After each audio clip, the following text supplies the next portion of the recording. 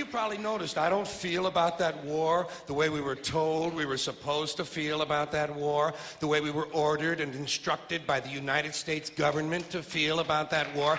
You see, I tell you, my mind doesn't work that way. I got this real moron thing I do. It's called thinking. And I'm not a very good American because I like to form my own opinions.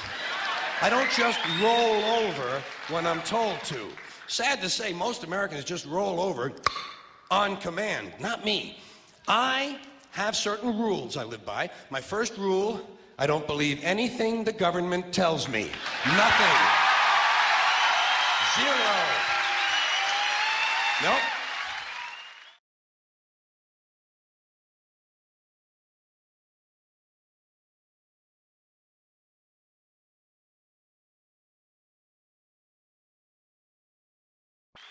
And I don't take very seriously the media or the press in this country, who in the case of the Persian Gulf War were nothing more than unpaid employees of the Department of Defense, and who most of the time function as kind of an unofficial public relations agency for the United States government.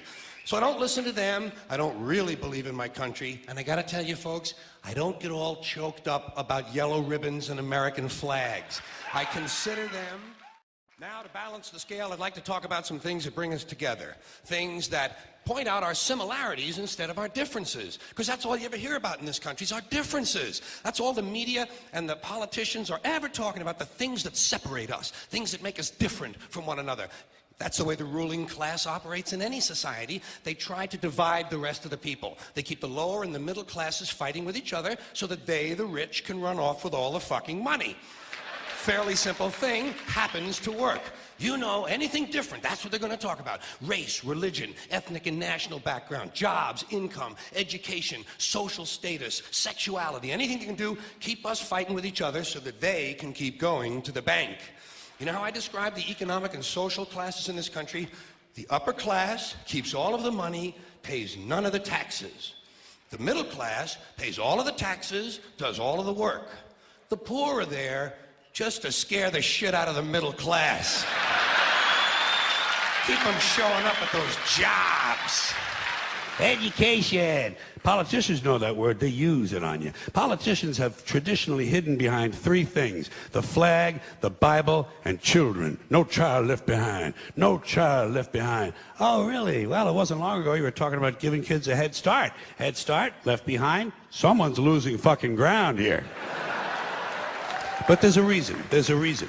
There's a reason for this. There's a reason education sucks, and it's the same reason that it will never, ever, ever be fixed. It's never going to get any better. Don't look for it. Be happy with what you got. Because the owners of this country don't want that. I'm talking about the real owners now. The big, the wealthy, the real owners, the big wealthy business interests that control things and make all the important decisions. Forget the politicians. They're irrelevant. The politicians are put there to give you the idea that you have freedom of choice. You don't. You have no choice. You have owners. They own you. They own everything. They own all the important land. They own and control the corporations. They've long since bought and paid for the Senate, the Congress, the state houses, the city halls. They got the judges in their back pockets, and they own all the big media news, all the big media companies. So they control just about all of the news and information you get to hear. They got you by the balls. They spend billions of dollars every year lobbying to get what they want. Well, we know what they want. They want more for themselves and less for everybody else. But I'll tell you what they don't want. They don't want a population of citizens capable of critical thinking. They don't want well-informed, well-educated people capable of critical thinking. They're not interested in that. That doesn't help them. That's against their interest. That's right. You know something? They don't want people who are smart enough to sit around the kitchen table and figure out how badly they're getting fucked by a system that threw them overboard 30 fucking years ago. They don't want that. You know what they want? They want obedient workers. Obedient workers. People who are just smart enough to run the machines and do the paperwork, and just dumb enough to passively accept all these increasingly shittier jobs with the lower pay, the longer hours, the reduced benefits, the end of overtime, and the vanishing pension that disappears the minute you go to collect it. And now they're coming for your Social Security money. They want your fucking retirement money. They want it back. so they can give it to their criminal friends on Wall Street. And you know something? They'll get it. They'll get it all from you sooner or later, because they own this fucking place. It's a big club, and you ain't in it. You and I are not in the big club. And by the way, it's the same big club they use to beat you over the head with all day long when they tell you what to believe. All day long, beating you over the head in their media, telling you what to believe, what to think, and what to buy. The table is tilted, folks. The game is rigged. And nobody seems to notice. Nobody seems to care. Good, honest, hard-working people, white collar, blue collar, doesn't matter what color shirt you have on. Good, honest, hard-working people continue. These are people of modest means. Continue to elect these rich cocksuckers who don't give a fuck about them. They don't give a fuck about you. They don't give a fuck about you. They don't care about you at all. At all. At all. Man. You know? And nobody seems to notice, nobody seems to care. That's what the owners count on, the fact that Americans will probably remain willfully ignorant of the big red, white, and blue dick that's being jammed up their assholes every day. Because the owners of this country know the truth. It's called the American dream, because you have to be asleep to believe it. If you disconnect people and hold them in this density, hold them in this illusory reality, they are in this world and they are also of it. And therefore, the only information that they have to get a fix on how they see life, themselves, and reality in general is through the eyes and the ears. And who controls that? The Illuminati control that. Through what we laughingly call the education system, the mainstream media across the planet. And that's what they're trying to do. They're trying to disconnect us from multidimensional infinity so that we don't see the world from that perspective, and therefore see through the illusion and see through the nonsense and see through the lies. And then once they've disconnected people, they then program this lower level of our consciousness with a reality that suits them. This is for me, if you're talking about how we're controlled, how the few control the many, if you can suppress the information that people receive in terms of what is possible, you to the same rate suppress their perception of what is possible. Okay, now once you have accepted that what we're told is possible is how it is, then you're living in a box that big. So anyone that starts to talk about things that are beyond that perception of possibility, you immediately dismiss them as crazy. And I'll give you an example of what I'm talking about. A few centuries ago, when people said the Earth was a sphere, they were perceived as crazy and dangerous. And one of the reasons was that if you lived on the bottom of a ball, you would fall off, right? Now, once you introduce the law of gravity, what appears at first sight to be a nonsensical idea becomes perfectly logical.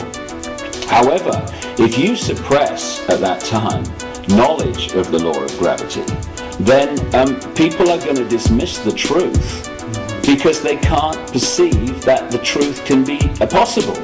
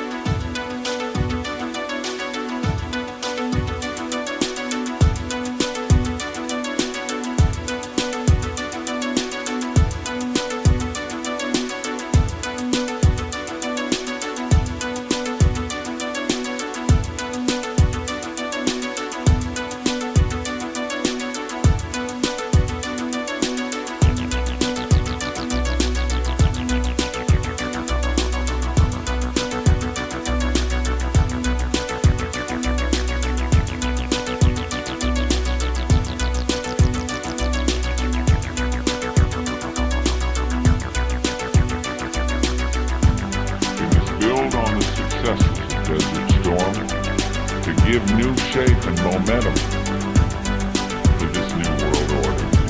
The quest for the new world order is in part a challenge to keep the dangers of disorder at bay. Only when this transformation is complete will we be able to take full measure of the opportunities presented by this new and evolving world order. The new world order really is a tool for addressing a new world of possibilities. This order gains its mission and shape not just from shared interests, but from shared ideals.